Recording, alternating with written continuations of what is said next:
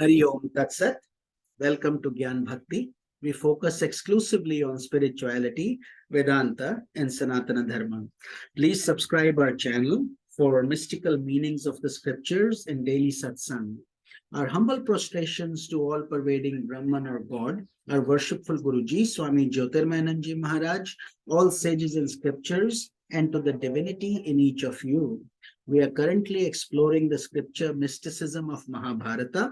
Commentaries by Sri Swami Jyotirmayananda ji and narrated by myself, Swami Nikhilananda. In today's episode, we will be studying the meeting with Karna. In the last meeting, and the final attempt to win the allegiance of Karna to the side of the Pandavas, Krishna visited Karna and informed him about the details of his birth as son of Kunti, with the sun god as his celestial father. So in other words, Karna was actually the brother of the Pandavas, although he never knew it, and he was on the side of the Kauravas all this time. If the secret were revealed to the Pandavas, Krishna said, and they realized that Karna was their eldest brother, they would all honor him with the greatest respect, and he would be crowned as king of their domain when victory was attained. Therefore, Krishna urged Karna should not fight along with Duryodhana against his own brothers. Karna told Krishna that he had learnt about his true origins before this from the sun god himself, but that information had not altered his resolve to fight with the Pandavas and uphold his vow to kill Arjuna. Although Kunti had given birth to him, it was Adhirath and his wife Radha who took care of him with great love. And even at the risk of losing the earth and all its glory, he would not declare that he was not their son.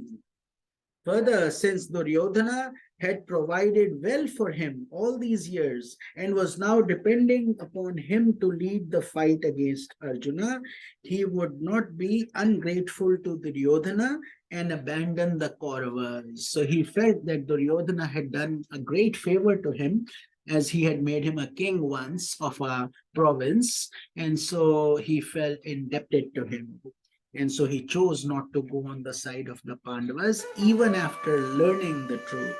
In conclusion, Karna implored Krishna to keep their conversation private and not reveal to others the secret of his birth. Under the sublime influence of Krishna, he revealed a higher aspect of his nature, saying, if Yudhishthira were to learn that I am the firstborn of Kunti, then he would leave the position of rulership for me and not fight to become king.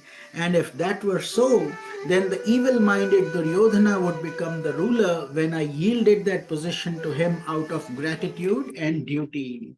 It is the inner desire of my heart that Yudhishthira should be the king and not Duryodhana.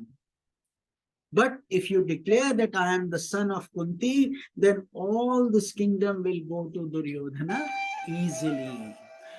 Karna further told Krishna that if he was aware through prophetic visions about the tragic outcome of the war of the Kauravas, but that he would not go back on his vow to slay Arjuna, and he would play his role in the sacrificial battle until his end had come.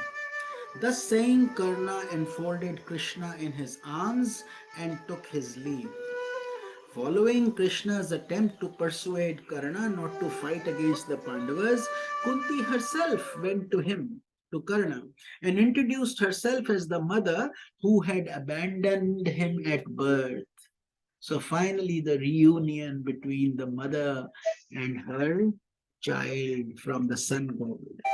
As his mother, she reminded him her wishes should be respected. In response to her plea, Karna told his mother that he was bound to fight against the Pandava army with all his strength and nothing would change that. However, he made the following sacred promise to Kunti. No matter what happens, you will remain the mother of 5 sons.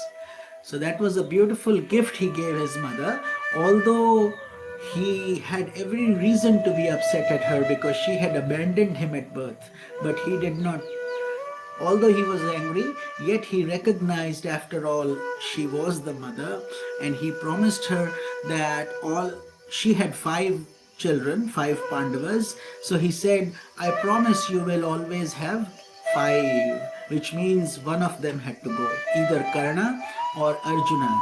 But he promised not to kill the other four, in other words. So if Yudhishthira, Bhima, Nakula, and Sahadeva come within my power, I will not kill them, he promised. However, Arjuna and I will fight to the finish. Either I die or he has to go.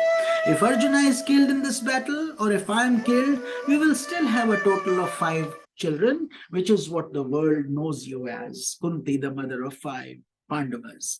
With this promise, which Karna did keep throughout the war, he gave honor to Kunti and permitted a restriction of his power, which proved to be highly advantageous to his Pandava brothers during the forthcoming battle, because Karna was a very valiant fighter, warrior.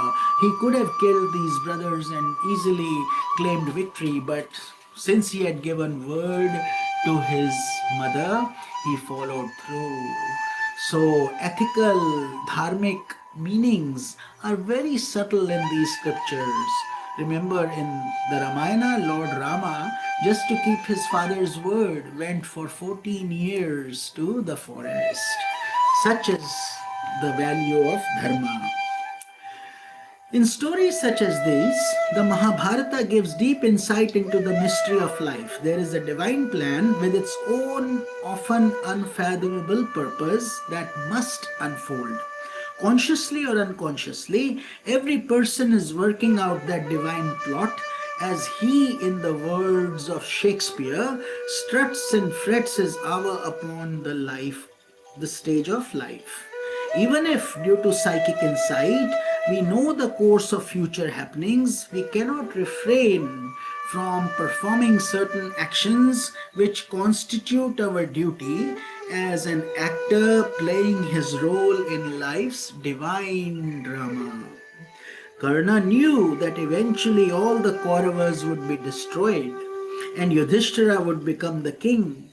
In spite of that knowledge, Karna could not give up his vow of fighting for the Kauravas. Similarly, Bhishma and Dronacharya all knew the course of the future events, yet fighting for the Kauravas was their duty and they would not refrain from playing their role to perfection.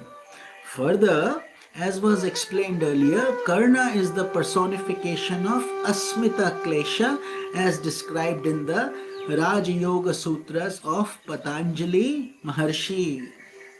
He represents the ego that is conditioned and rendered impure by the mental process and which maintains the illusions of I-ness and mindness.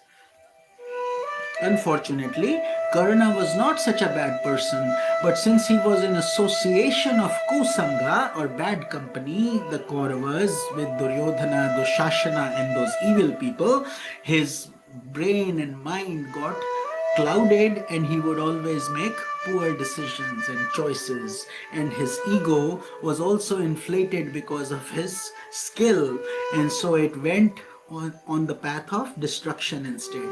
And the Pandavas represent the four Purusharthas or purposes of life, which are Dharma, Artha, Kama and Moksha, which is ethical principles, material comforts and things we need for our survival. Kama is desire and Moksha, liberation. Ego and the Purusharthas are brothers in the sense that without ego, you cannot do anything in life. So we need some to survive. But we have to have good ego, the ego that gives us the fragrance of sandalwood, not the stench of a skunk.